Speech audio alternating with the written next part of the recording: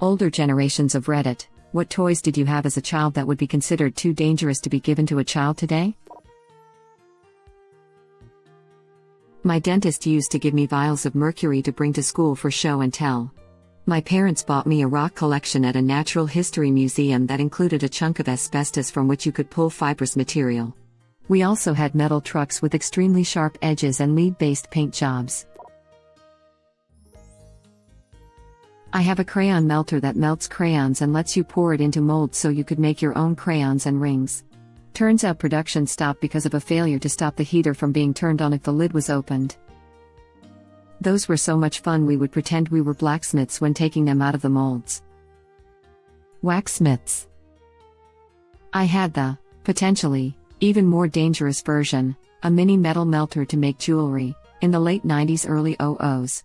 Technically, it had a safety latch and wouldn't switch on unless the plastic lid was closed over the smelter? Or a curious preteen penguin decides to jam a pen into it and disable the mechanism.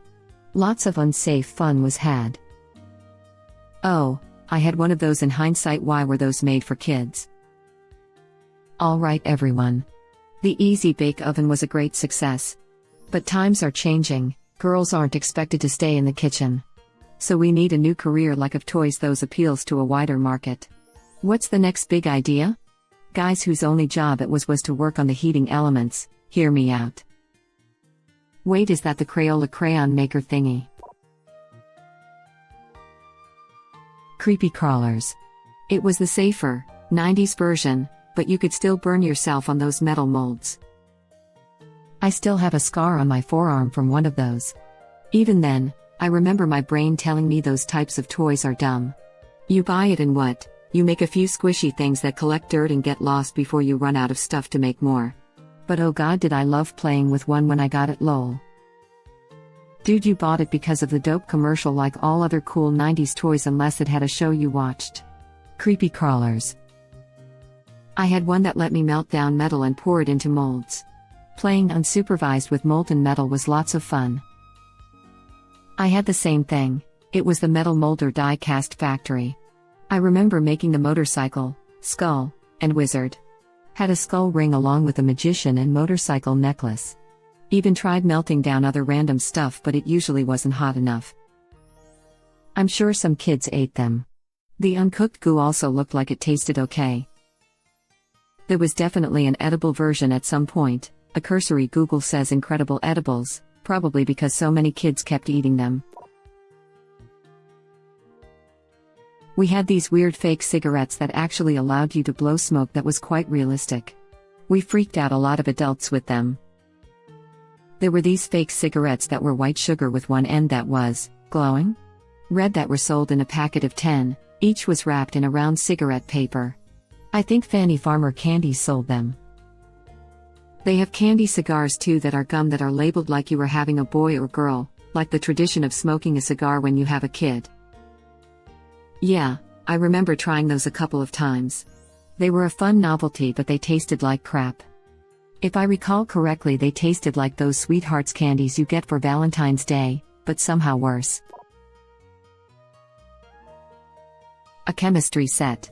My brother and I were totally unsupervised and never followed the instructions. We just mixed chemicals together at random to see what would happen. I remember one combination turned into this really smelly black foam-like substance. My dad and his brothers didn't have a chemistry set. But their father did let them play with mercury in his workshop. They also taught themselves to make zip guns, I think they were called.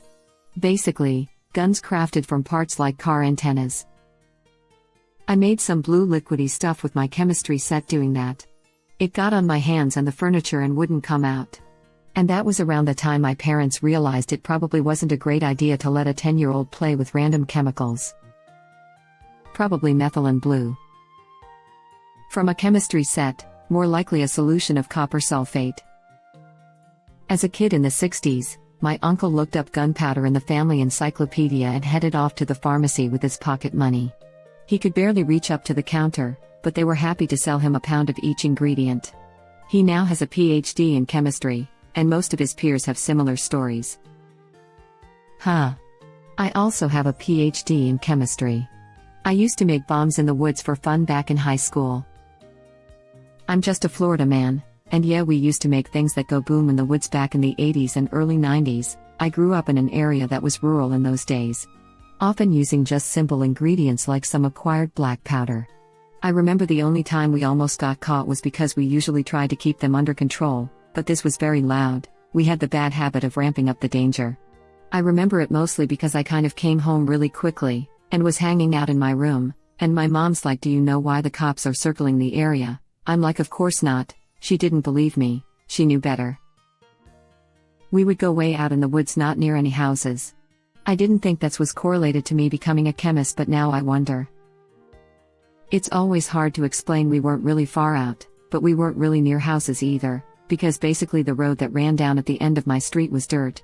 It ran the length of our side of the neighborhood, which was a pretty good distance, and then there was a berm next to that, and then there was a good 5+ feet drop off down into the woods, so we had a couple of spots we always went to back in those days, often keeping in mind in case we had to disappear after. We knew our way around those parts of the woods. We also knew hiding spots where they wouldn't find us. There was a few non-related incidents where we basically were almost standing 20 feet if not 10 from cops without them realizing it. Often in those times we were just creeping around to see what was going on. In hindsight, it was usually drug smuggling. I will be the first also say in hindsight that was not the smartest thing to do, but laugh about it now. My dad was born in the 50s, and chemistry sets in his day did not F around. They had all kinds of chemicals in them that if mixed together could start fires or cause explosions, which may be fine in very small quantities, but the chemistry sets explicitly did not give directions of how much or how little to use. I think he said his chemistry set also came with a small amount of radioactive material, which I'm pretty sure was harmless unless you eat it. His parents made him move to the garage when he started doing experiments so he didn't blow up the house. Anyway, he went on to become a scientist, so the chemistry sets did something right. I think he said his chemistry set also came with a small amount of radioactive material, which I'm pretty sure was harmless unless you eat it. Probably something that emitted alpha particles. They can be stopped by paper in your skin, or even a few centimeters of air. So as long as you don't ingest it, you're more or less fine. I wouldn't hold it up to my eye, for example. Alpha particles are still super nasty if they make their way inside you, especially inhaled dust. My cousin and I did the same thing. One time we got a cork stuck in a beaker and we, without eye protection, decided to take a Bunsen burner. The more I try to remember, it may have been more candle than actual Bunsen burner, and heat it to pop the cork off. Yeah, don't do that. The beaker exploded and we got hot unknown liquid in the face.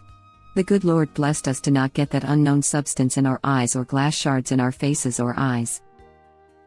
Not zip guns, but as kids, we would make these weapons out of a 10 inches PVC tube and a balloon. You tie the balloon to one end, drop a pebble or small rock into the other end, pull back the pebble inside the balloon and let it go. Those efforts would break skin and cause serious damage. Broke a friend's glasses once. You could also use dried beans as ammo. Not a toy, but playgrounds were plunked down onto asphalt and concrete, with metal slides that caused third-degree burns on hot, summer days. I remember those. Some older public playgrounds still had those as late as the early 90s. My city got rid of all wooden playgrounds, metal slides, and tire swings around 1995-96, except they replaced them all with generic boring equipment made of metal and plastic. Some parks had kick-ass equipment before that.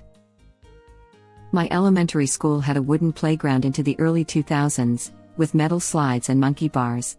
It had a nasty habit of giving off splinters, but was awesome, from my memory. It was a few huge rectangles sprawling out with different rooms housed underneath. A nearby elementary school had a similarly awesome wooden playground for a few years after my school's was replaced with the stock metal and plastic one. This one was designed like a castle, had towers, and tire bridges in addition to the metal slides. Old school playgrounds are probably cooler just for the fact that they were for the most part unique. Honestly, you should see some of the new ones up close. Castle themes, different heights, shapes, sizes, climbing walls, swinging bits, turning bits, spinning bits, bouncing bits, etc. Ever seen one of guys at your local park?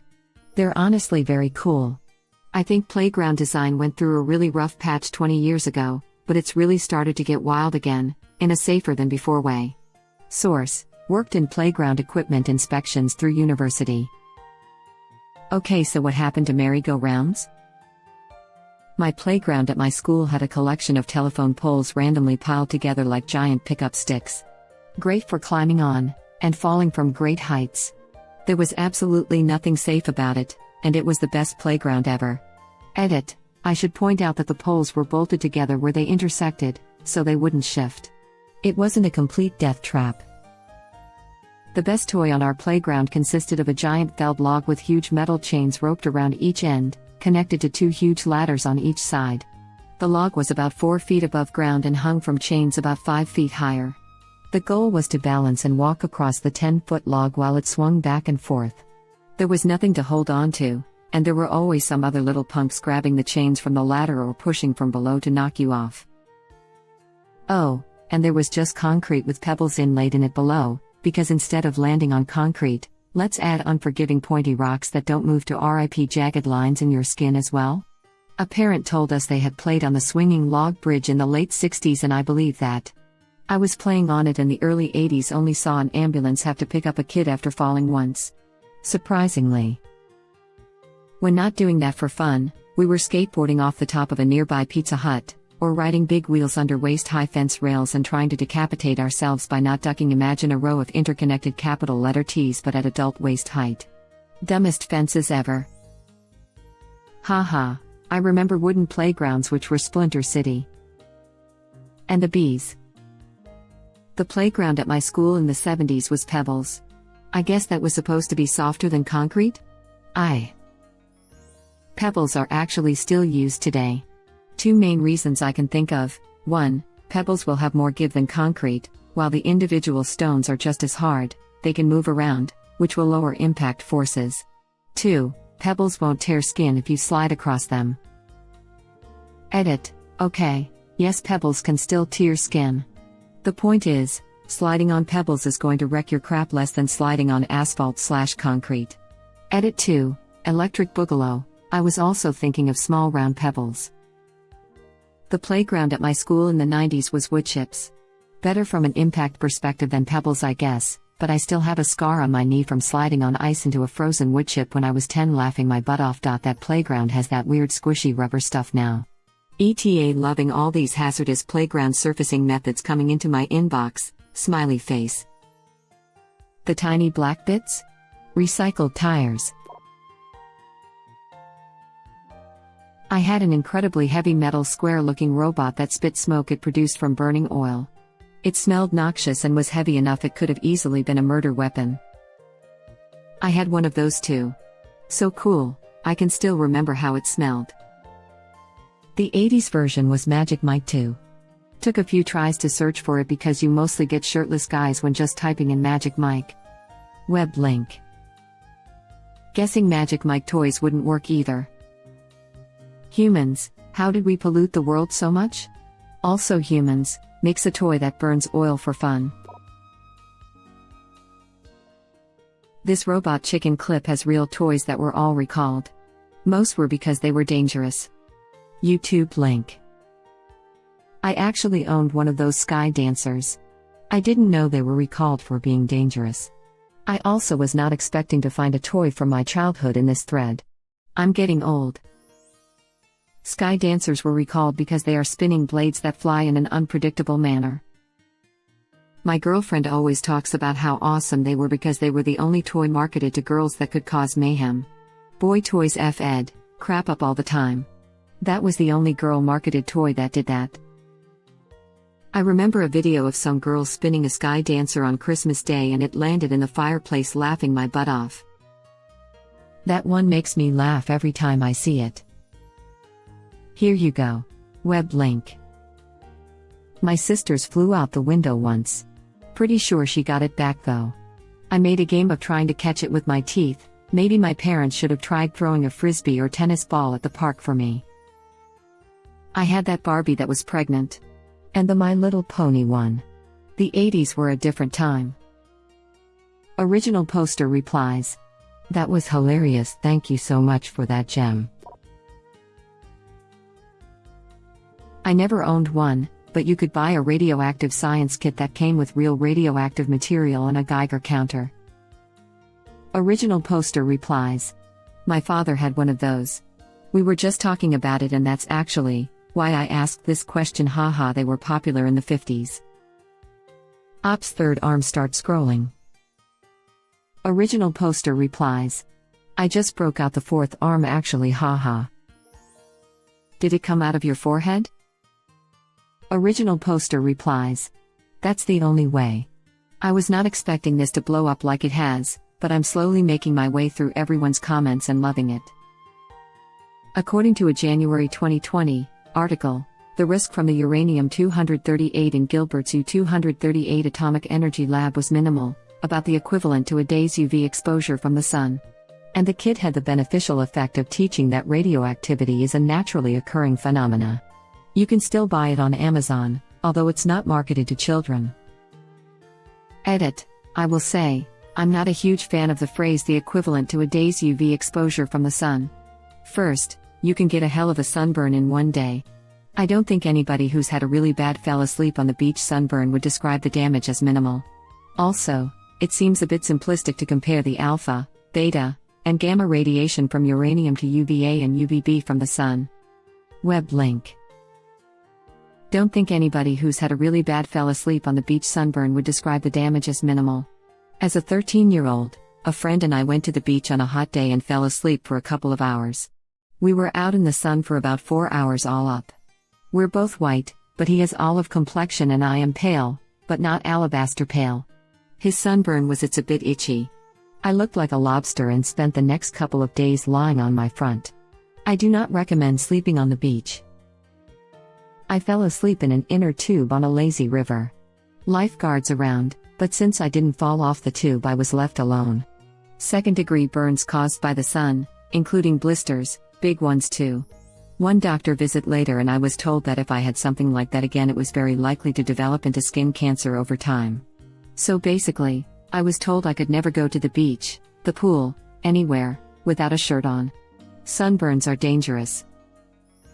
Thank you for watching. Please subscribe to be the first to know about Red Rabbit Reader's new videos. If you like our videos, please like them on YouTube and share them with your friends. We welcome your comments below. Press to start another of our videos.